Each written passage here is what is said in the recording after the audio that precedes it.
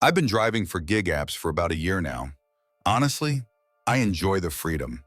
No boss hovering over my shoulder, just me, my podcasts, and the open road. But with gas prices hovering around $4 a gallon, you can't exactly be picky about the jobs you take. I live near the edge of Appalachia, so a lot of my deliveries are long hauls down winding, unlit roads. It was late October, a Tuesday night. I was about to call it quits when a notification popped up on my phone. It wasn't a standard food order. It was a priority courier request. No restaurant name, no details on the cargo, just a pickup location at an old industrial park on the edge of town and a drop-off point way out in the sticks, about 25 miles deep into the state forest. The payout was $300, flat rate. I stared at the screen of my beat-up Honda Civic. That kind of money covers my rent for a week. Against my better judgment, I hit accept. The pickup location was a desolate self-storage facility. A man was waiting by Unit B14. He looked off. He was wearing a heavy trench coat even though it was a mild night, and a wide-brimmed hat shadowed his face. He didn't say a word. He just reached down and handed me a large red plastic cooler. It was taped shut with layers of industrial duct tape. It was surprisingly heavy, maybe 40 or 50 pounds, and ice cold to the touch. "Don't open it," he rasped. His voice sounded like grinding stones. "And don't stop for anything until you hit the coordinates." He turned and disappeared back into the storage unit before I could ask a single question. I put the cooler in the trunk. No way I was having that thing in the back seat with me. As I drove out of the city limits, the streetlights faded away, replaced by towering pines that blocked out the moon. My cell service dropped to 0 bars. About 10 miles in, on a stretch of 2-lane blacktop, I heard it over my music. Thump. It came from the trunk. I turned the radio off. My heart started hammering against my ribs. The road was bumpy. Maybe the cooler just shifted. Thump, scratch, scratch, scratch. No, that wasn't shifting cargo. That sounded like wet nails digging into plastic from the inside. My hands were gripping the steering wheel so tight my knuckles turned white. I wasn't delivering deer meat or medical supplies. Something was alive in there. I considered turning around, but the thought of facing that man at the storage unit again was worse than continuing. I just pushed the gas pedal harder, my old engine whining in protest. Finally, the GPS announced I had arrived. The location wasn't a cabin, it wasn't a house, it was a dead-end dirt clearing with an old, rusted storm cellar door jutting out of the ground. My phone buzzed with the updated instructions. Leave package by the cellar doors. Depart immediately. I didn't need to be told twice. I popped the trunk, ran around the back, and grabbed the cooler. It was vibrating now. Viciously vibrating. I dumped it on the ground near the cellar. As I turned to sprint back to the driver's seat, I heard a sound that made my blood freeze. The cellar door was creaking open from below, and from inside the taped-up cooler, a voice, a high-pitched, gurgling wail, screamed out, "Mama!" I didn't look back.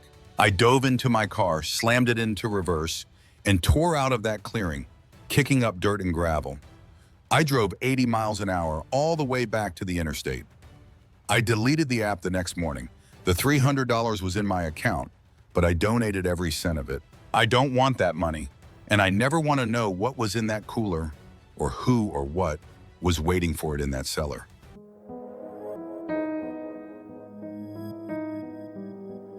When you live in a big city like Chicago, you develop a certain level of paranoia. You check your back seat before getting in the car. You don't make eye contact on the subway. But I always thought my 24-hour gym was a safe space. I'm a nurse working erratic shifts, so I usually hit the gym around 11 p.m. or midnight. It was usually empty, save for a few other night owls and the overnight front desk employee, a guy named Elias. Elias seemed harmless at first, quiet, maybe late 20s. He'd just nod as I scanned my key fob. The weirdness started subtly. One night I forgot my water bottle.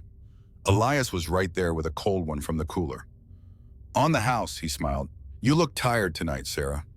I thanked him, but as I walked away, I realized I had never told him my name. Sure, it's in the system, but the way he said it felt personal. Over the next few weeks, I'd catch him staring at me from across the gym floor. He wasn't watching the equipment. He was watching me do squats. When I'd catch his eye, he wouldn't look away. He'd just smile, this vacant, empty smile. Then came the note. I opened my locker after a workout, and a folded piece of paper fell out. My stomach dropped. I used my own padlock. How did this get in here? The note read, "That blue outfit looks great on you, but you should smile more when you're on the treadmill." I went straight to the front desk. "Elias, did you see anyone near the women's locker room?" He didn't even look up from his computer. "Just you tonight, Sarah." His tone was icy, dismissive. I stopped going for 2 weeks, but I wasn't going to let some creep ruin my routine. I decided I'd go back, but this time I brought my boyfriend Mark, a 6'2" construction worker, with me. When we walked in, Elias's face darkened. He stared at Mark with pure, unadulterated hatred. "Guest pass is $20, Elias spat out. We paid and went in. The entire hour, Elias paced back and forth in front of the glass partition, just glaring at us. It was so uncomfortable. We left early. That night, around 3:15 a.m., I woke up to the sound of shattering glass in my apartment. We live on the second floor of a walk-up building. There's a fire escape right outside our living room window. I shook Mark awake. "Someone just broke the window," I whispered. We heard heavy boots stepping onto the hardwood floor in the living room. I grabbed my phone and dialed 911, retreating into the bedroom and locking the door. "Where is he?" a voice screamed from the living room. It wasn't a random burglar. It was Elias. He sounded completely unhinged.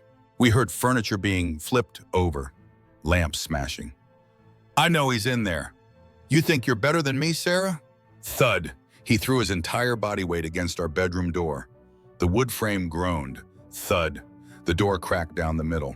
"Police are 3 minutes away," the dispatcher said. 3 minutes is an eternity when a psycho is breaking into your room.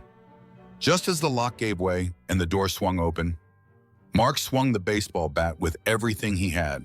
He connected it with Elias's shoulder with a sickening crack. Elias howled in pain and stumbled backward into the hallway just as blue and red lights flooded the street outside. They found his backpack later. Inside, they found a roll of duct tape, zip ties, and a notebook. It was a log of my life for the past 2 months. Elias is currently awaiting trial. We moved out of that apartment a month later. I don't go to gyms anymore. I keep all my windows locked, even on the second floor.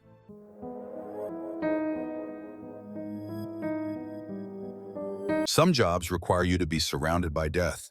You think you get used to it. You don't. I used to work security at a large county hospital up in Michigan. It was an old building, lots of long, echoing corridors and flickering fluorescent lights. About 6 months ago, I drew the short straw and got assigned to the basement patrol for the night shift. The basement is level B2. It's mostly storage, laundry, and at the far end of the east wing, the morgue. It was around 3:30 a.m. The hospital was dead quiet. I was sitting at the security desk near the elevators, trying to stay awake with a lukewarm coffee.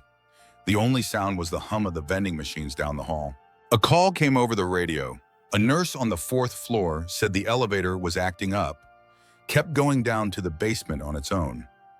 A minute later, the elevator doors across from my desk pinged open.